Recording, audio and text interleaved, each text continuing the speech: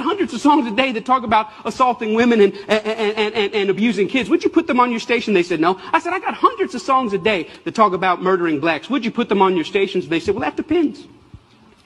Depends on what? Who it's done by and who it's branded for.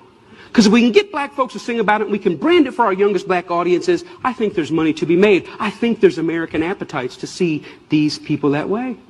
I said, how can you say that? They said, well, look, it's what these artists know. It's what they, black people, create. It's, matter of fact, our surveys say it's what they want to hear, which speaks of a sickness. How do we live in a society where somebody says, you know what, I'm inspired to write a song that celebrates murdering another person. And then a person says, I'd like to put that on my station. Another person said, I'd like to pay for it. And then there's people out here in the audience that go, I'd love to hear it, as long as it's black guys. Because even white people buy rap music, buy this type of stuff, because we know that when we want to hear about killing each other, we know who to turn to for that type of inspiration.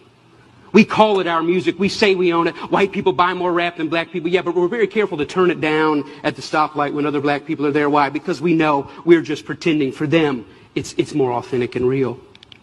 I always ask the companies, what about your name? What about your brand? What about your value? And the largest radio company in the world said this: it's okay that we only have drug dealers on our black youth stations. We only have murders on our black youth stations. We support black charities. We give out water at the Martin Luther King parade. I think we've got it covered.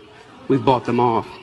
Now, people get upset, the smartest guys in the room again. You're talking about censorship. I don't believe that. I believe in free art. Make whatever you want. I believe you should make music about anti-Semitism. I believe you should make music about killing dogs. I believe in this country you should make music about bashing homosexuals and driving them behind trucks. I believe you should make music about stringing people up on trees. I believe you should make music about killing whitey. I believe you should make all that music. But I also believe that in the mainstream marketplace, people should hesitate associating their name with certain content. You know, there's certain stuff you can't buy at the store. Certain stuff you can't get on iTunes because their brand doesn't want it. But if you want to hear black people celebrating killing black people, they got thousands and thousands and thousands of those things to sell you. I don't think it's about censorship. I think it's about American cultural hypocrisy. Because here's the truth. These black entertainers, they can't sing just about anything. There's some stuff that'll get them fired. And they get dropped, and they get fired, and they get slapped on the wrist, and they get disciplined all the time. Why? Because sometimes they step over the bounds.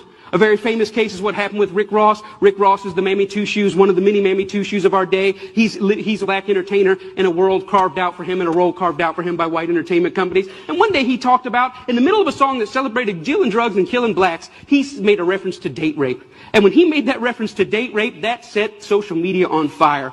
That got 100,000 petitions in 24 hours. Hey, buddy, date rape is no joke.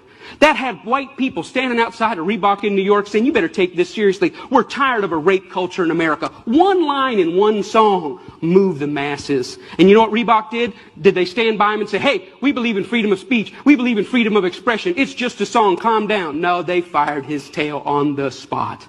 The president came out and said, this goes against our high standards. He's gone against the values of our brand. Shame on Rick Ross. We're disappointed. He doesn't know how serious date rape is. And when I saw that, I thought, wow, how convenient.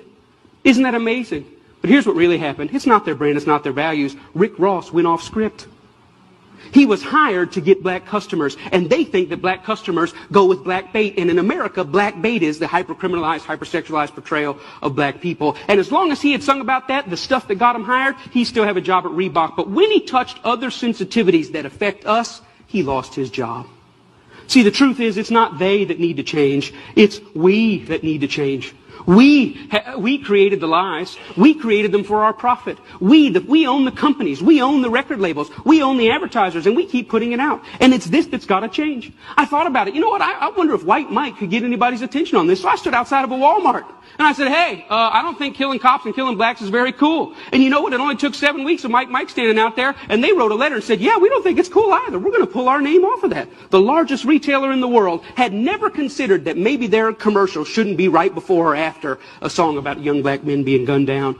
And I realized this, that black murder is normal, but it should not be. And I realized the importance at the coffee table, at every headline, every pastor's gathering, every family gathering to say, you know what, these black lives matter. It's not just another black kid. These are human beings. I'm doing my best in every way, shape, and form. Talks like this everywhere I can go to say, you know what, I was born in a world where black murder was normal. My kids were born into a world where black murder is normal, but I don't want to die in a world where black murder is normal. Am I 5 years or 10 years away? I don't know, but I'm screaming as high as I can. Let's feel this pain, and let's lift our voice to tell the lies. They are not criminals, they are not deviants, and their lives are just as important as ours.